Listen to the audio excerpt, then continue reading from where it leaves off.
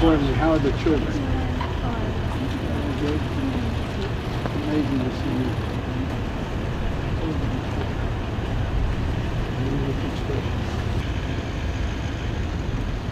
I got a handshake here too. That is. Well, she's still teaching.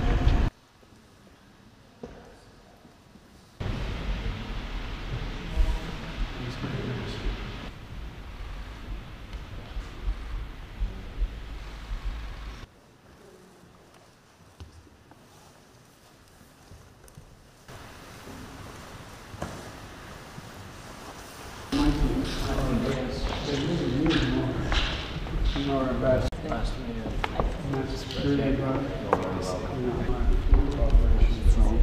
And she was without her. This guy. Yes, fine president. You know Ukraine. I know. Mr. President. Good, man. You still have those biceps. Good to see you. Good to see you, Mr. President. Thank you. Speak, Mr. President. Prime Minister.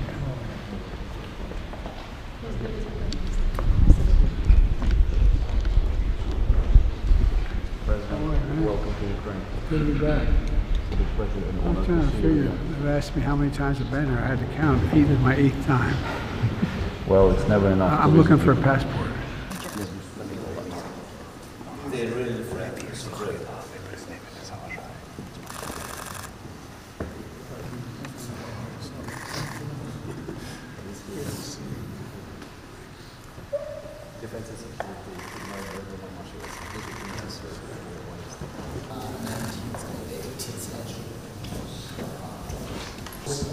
Actually implemented by our insurance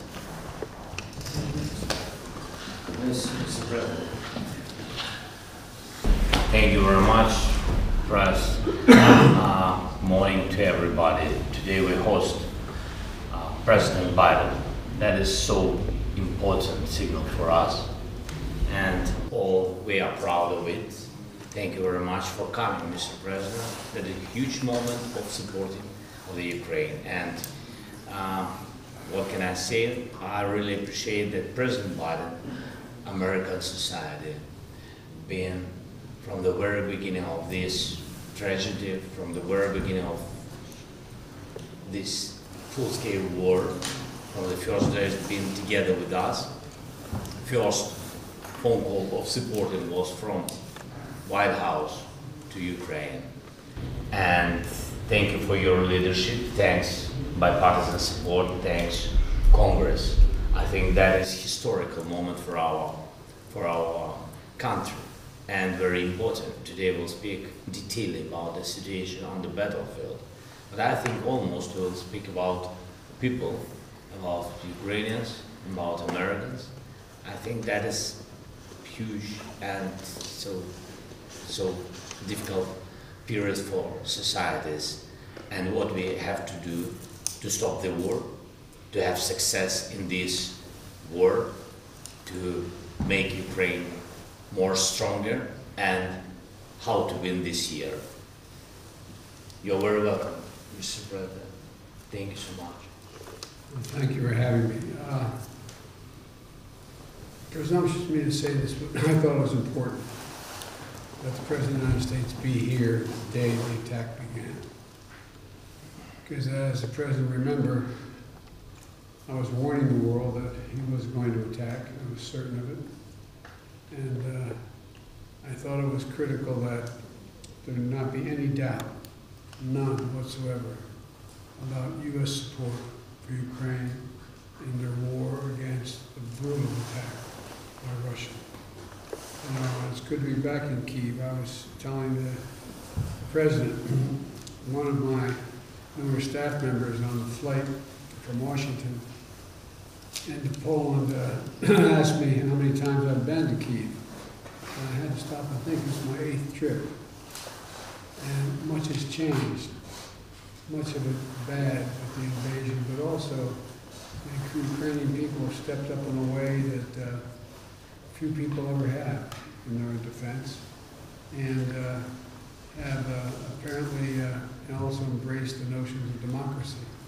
no longer discussions about whether or not certain privileged people have control. And, and I bring greetings and goodwill from the members of Congress, and you made a very good impression, as you know, when you spoke there last. And for all the disagreement we have in our Congress on some issues, there is significant agreement on support for Ukraine. Because this is so much larger than just Ukraine. It's about freedom and democracy in Europe. It's about freedom and democracy writ large. And all the American people, I know that so many have kept Ukrainian people, particularly women and children, in their prayers, seeing what's happening. They can't fathom the idea of the shelling at night and the shelling of everything from orphanages to schools to the like. It's barbaric. And I'm here to show our unwavering support for the nation's independence, their sovereignty, and territorial integrity. And today, I hope we're going to have a chance to discuss how the United States and our allies, by keeping constant contact with and our partners, can most effectively support you and your cause, Mr. President. And I look forward to discussing all of this and then addressing the world with you afterwards. But again, the admiration for the people of Ukraine, ordinary, hard-working citizens who were never trained to be military. The way they've stepped up, it's just, it's beyond heroic. And the whole